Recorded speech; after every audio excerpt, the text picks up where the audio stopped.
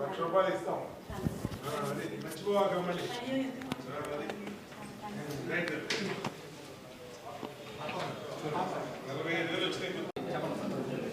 అండి నా భర్త చనిపోయారండి. నాకు ఆర్థిక సహాయం కింద ఎమ్మెల్యే గారు నాకు 1,00,000 రూపాయలు ఇచ్చారండి.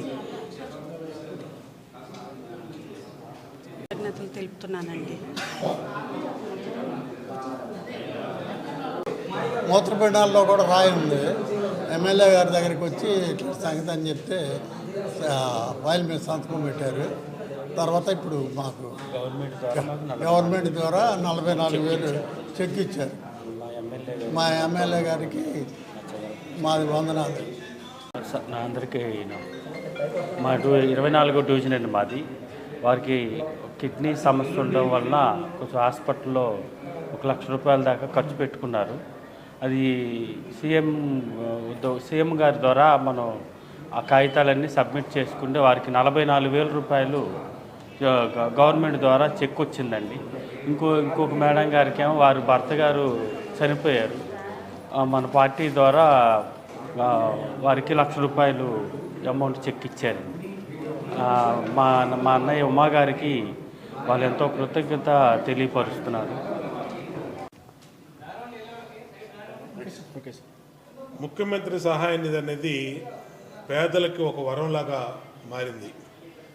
ఏదైతే అత్యవసర పరిస్థితుల్లో లక్షల రూపాయలు ఖర్చు పెట్టుకొని వైద్యం చేయించుకుంటున్నటువంటి మా సెంట్రల్ నియోజకవర్గ ప్రజలకి వాళ్ళు ఖర్చు పెట్టుకున్న తర్వాత మా దగ్గరికి బిల్స్ తీసుకొస్తే డివిజన్ పార్టీ అధ్యక్షులు మా డివిజన్ నాయకులుని తీసుకుని వచ్చినాక ఆ బిల్స్ని బాధ్యతగా తీసుకెళ్లి ముఖ్యమంత్రి గారి దగ్గరికి